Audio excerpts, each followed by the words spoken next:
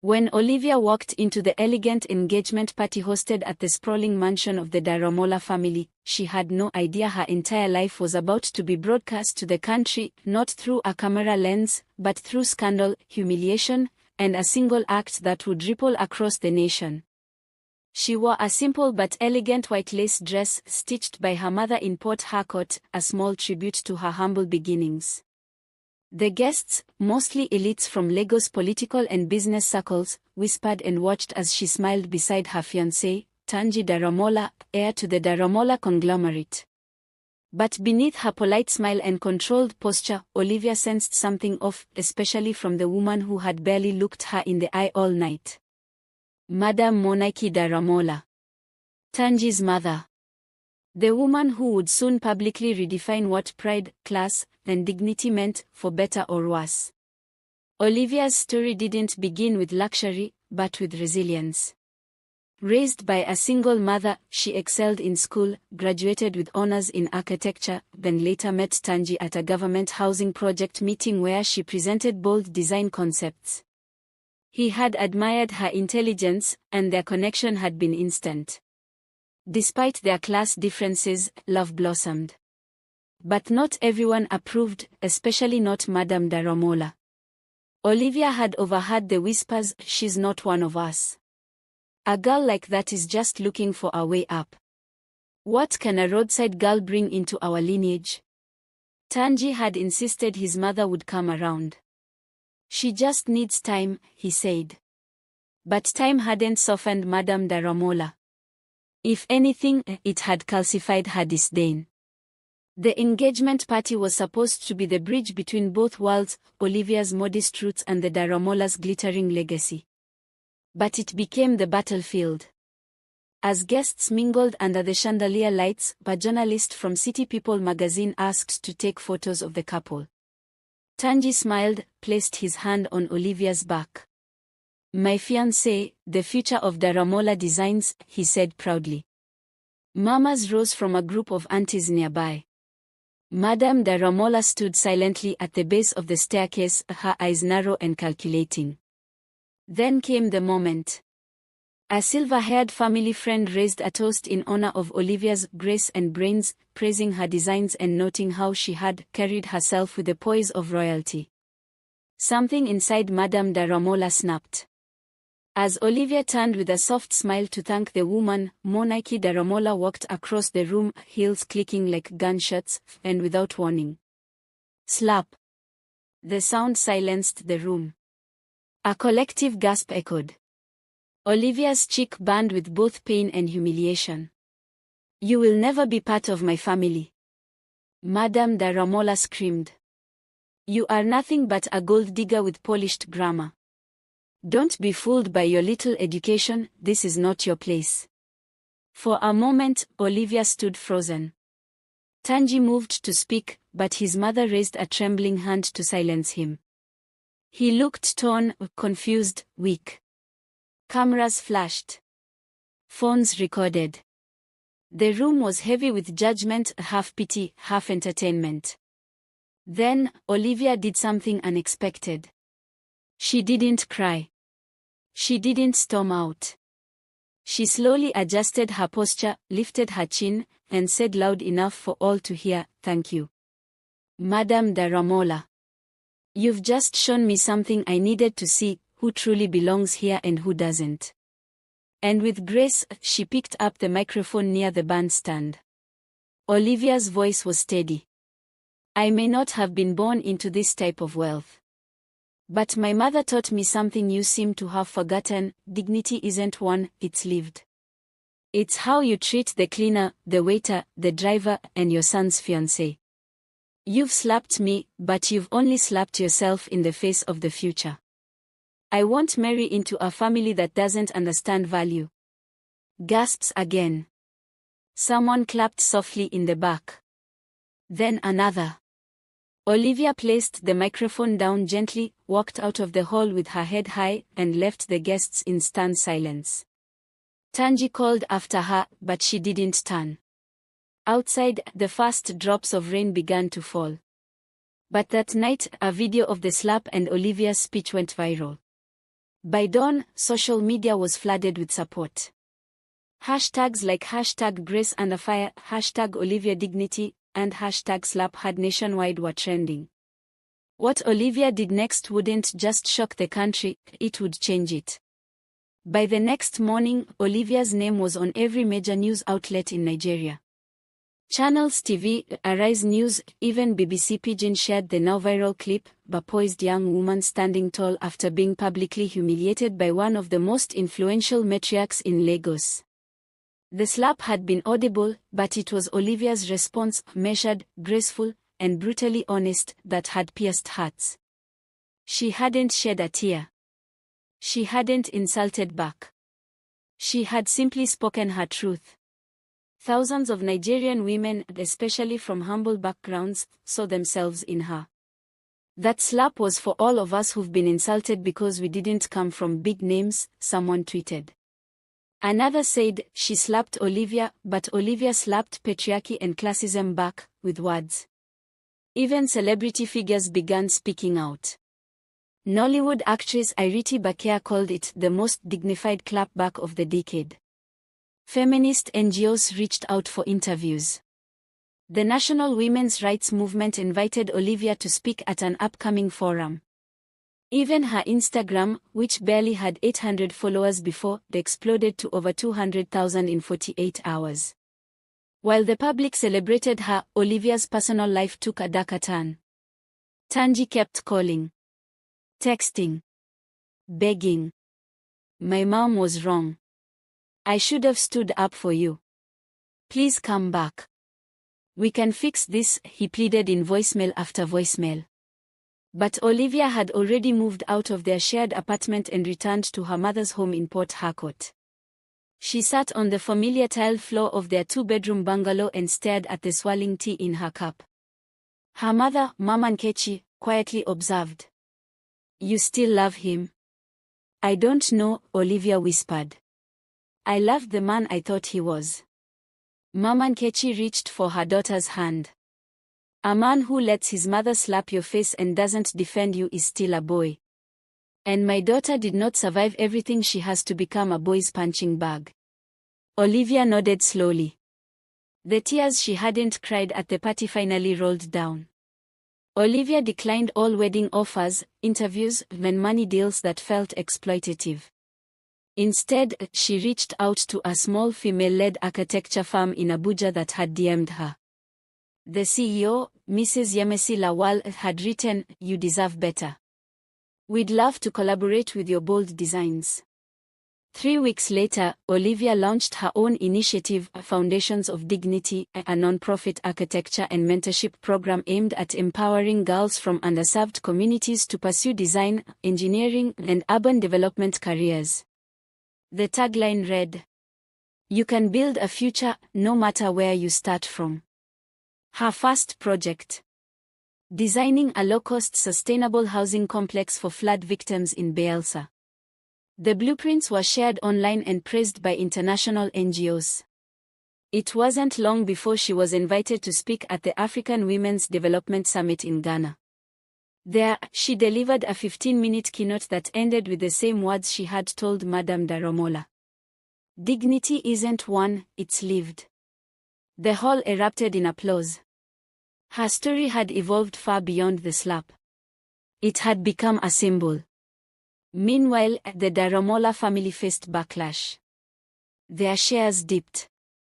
Monarchy Daramola resigned from 2 public boards under pressure. Tanji issued a public apology on Instagram, but it was too little, too late. He had protected his name, not his fiancé. One day, Olivia received a handwritten letter from Monarchy herself. No cameras. No press. Just ink and remorse. I judged you. And I became the very woman I promised never to be. I don't ask for forgiveness. But I thank you for showing me the mirror. Olivia folded the letter quietly. She smiled, not with vengeance, but peace. 3 months had passed since the incident that shook the Daramola legacy and elevated Olivia into national consciousness. Her NGO, Foundations of Dignity, was gaining recognition across West Africa. News features hailed her as Nigeria's face of resilience. But with fame came unexpected complications. One afternoon in Abuja, as Olivia reviewed structural plans for her Bielsa housing project, her assistant burst into the room. "Ma, you need to see this." She turned her tablet to Olivia, live coverage of a heated debate in the National Assembly. The Minister of Housing and Infrastructure had just called Olivia's name. "Why are we outsourcing government contracts to social media celebrities who gained fame from family drama?" He backed into the microphone. "We should prioritize real professionals, not emotional influencers." The clip went viral instantly. Within hours, #DefendOlivia was trending. Dozens of architects, professors, then civil rights advocates fired back, showcasing Olivia's qualifications, experience, and academic accolades. But the political mudslinging had already started. "I knew this would come," Olivia told her assistant. "They don't slap you only with hands. Sometimes, they slap you with words." Later that week, Olivia received a surprising call from the vice president's office. "We are impressed by your initiative," the woman said. "The president wants to meet you." The meeting, scheduled at Oso Rock, was surreal. Olivia, in a navy blue suit, stood tall as she explained her mission, empowering the poor through sustainable, affordable architecture. The president nodded thoughtfully. "Your courage has moved this nation," he said. "We want to appoint you as a youth development ambassador." Olivia blinked. This was everything she could have dreamed of. But it came with a condition. "You'll need to stay politically neutral," an aide told her privately. "Avoid controversy. No more public criticism of government housing failures." That night, Olivia sat alone in her hotel, staring at the ceiling. Accepting the appointment meant national platform and influence, but silencing herself from calling out the very structures she wanted to fix. The same structures that had once shut her out. She made her decision public a few days later at the launch of the Bielsa housing prototype. With press cameras flashing and the crowd watching eagerly, Olivia stepped up to the microphone. "I thank the presidency for recognizing my work," she said. "But I must decline the appointment." The crowd gasped.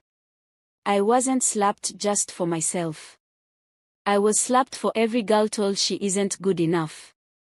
My voice is not for sale. I will continue to speak freely, boldly, and truthfully." Thunderous applause erupted. Even critics in the assembly were stunned. The backlash was swift. Some newspapers labeled her ungrateful. Anonymous online trolls claimed she was chasing clout. She received threats. Fake scandals were fabricated. Donors pulled back. But Olivia remained unshaken. In the quiet moments, she found strength in letters from teenage girls across Nigeria. "You made me believe I can become an engineer. My stepmother said I'm useless, but I think I'm like you. My mother cried when she saw your video. She said you speak for her." That was her reward. Not titles. Not money. But impact. One evening, while supervising construction in Bielsa, Olivia received a visitor. It was Tanji. He looked thinner. Tired. Regret was written all over him. "I lost everything," he said quietly. "Not money. You." Olivia listened, silent. "I was a coward," he continued. "I didn't protect you. I didn't even protect myself. I thought I could balance love and family pride. I was wrong." Tears welled in his eyes. "I don't want anything. I just needed to say it. I'm sorry." She studied him. The man who once stood beside her, now broken. "I forgive you," she said softly. "But I've built too much to go back." He nodded slowly, bowed, and left, without asking for another chance. The sun rose over Lagos, casting golden light across the skyline, but it wasn't just a new day, it was a new chapter for Nigeria. Olivia and Kemdelim's name now stood beside national pioneers of change. Foundations of Dignity had expanded to 6 states. Over 4,000 young women were enrolled in her skill-building programs. Schools and communities invited her as a guest speaker. Even the African Union honored her with the Human Capital Builder of the Year award. Yet Olivia never let her success disconnect her from her roots. She still rode public buses sometimes. She still replied to DMs from secondary school girls. And she still refused to enter the Daramola estate. But fate had one final twist. A white envelope arrived at her NGO office. It bore the wax seal of a law firm of Monarchy Daramola's estate lawyers. Olivia raised an eyebrow. She opened it cautiously. Inside was a single handwritten letter. Dear Olivia, life has a cruel way of teaching. I slapped you because I saw in you what I had lost in myself, fearless ambition. I feared you would overshadow my name. And you did. Not with scandal. With strength. I am dying. This may be my last act of redemption. Enclosed is a document transferring the deed to a building in Surolia. I want it to house your foundation's headquarters. It's not an apology. It's surrender. Monarchy Daramola. Olivia sat for a long time, letter in hand, heartbeat slow but steady. She visited the Surolia building and announced. The security guard was startled. Olivia. As in the Olivia, he gasped. The building was old but dignified, much like the legacy she was building. She could feel the weight of the past in every wall. Her team debated, accepting it might feel like forgiveness. But it could also mean empowering thousands more. That night, Olivia stood before the mirror in her mother's home again, the same mirror she had stared into on the night of the slap. She whispered to her reflection, "This is bigger than pride." 6 months later, the Monarchy Daramola Center for Dignity and Design opened with a subtle but powerful message. Olivia gave a short speech, standing beneath a photo of her younger self, taken at her engagement, the night everything changed. I've learned, she said, that sometimes the ones who hurt us the most are the ones who need our growth the most. I don't stand here to honor the slap, but to honor the decision not to slap back. Growth is not weakness, it's war won silently. The audience stood in stunned silence before breaking into a long, roaring ovation. Olivia never married Tanji, but she later fell in love again, with a fellow architect she met at an East African housing summit. It was quiet. Kind. Honest. She didn't chase headlines anymore, they came chasing her. She wrote a book titled Grace Under Fire, From Slap to Strength, which topped bestseller lists across the continent. But she never stopped returning to the classroom, the mud village schools, the women's shelters. She always said, "My platform came from pain. But my power came from not letting the pain define me." Final reflection. The video of the slap is still online. But now, it's followed by thousands of success stories tied to her name. In the end, Olivia didn't shock the country with rage. She shocked it with grace. She didn't burn bridges. She redesigned them. And somewhere deep in every girl who's ever been shamed, slapped, or silenced, Olivia's story whispers, "Rise, don't react."